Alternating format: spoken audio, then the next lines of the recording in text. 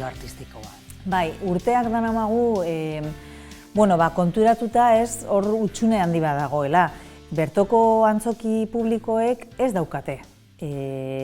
Mediazio edo hezkuntza sail bat, hezkuntza bulego bat.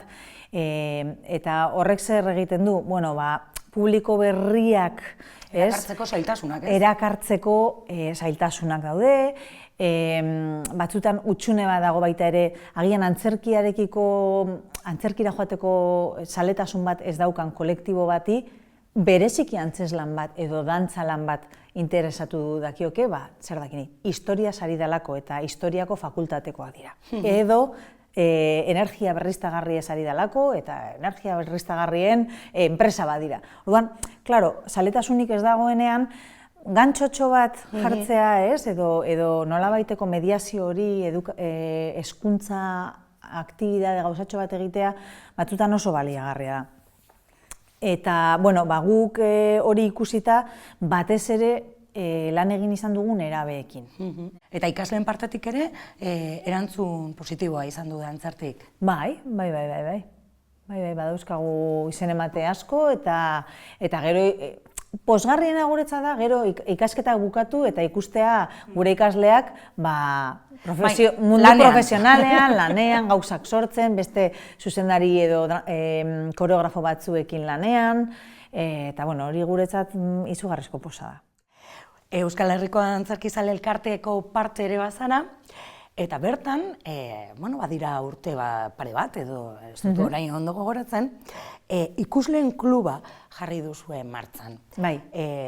Eta hau ere esplikatu egin behar izaten da, zer da ikusleen kluba? Ikusle kluba pixka bat lehen aipatutako mediazio behar horren antzeko zer da, ez da gauza bera, hemen ja bada antzerkizaletuak elkar topatzeko gune bat sortzea. Literaturako tertuliekin gertatu da moduan. Irakurleen kluba, oso ohikoak dira. Herri guztietan edo gehienetan topa daitezke. Antzeko zerbait sortzea. Klaro, antzerkia eta literaturak ez dauka zerikusirik, ez? Antzerkia komunitatean egiten den gauza bat da, behin eta ordu batean eta momentu batean da, orduan, klubak eurak ere antolatzeko desberdin jokatu behar genuen. Konturatu gara, antzerkia normalean ordu apurtxua berandu izaten da. Eta horren ostean jendea edo afaltzera, edo korrika doa, urrengo gunean lan eguna bada. Presaka. Orduan konturatu ginen, honena askotan egin, ez beti, baina askotan egin izan dugu, antzeslanaren aurretik. Orduan, klaro, hori ere kuriosoa da, ez? Nola bilduko gara, ez badugu ikusi. Nola hitz egingo dugu zerbait buruz, ez badugu ikusi, ez?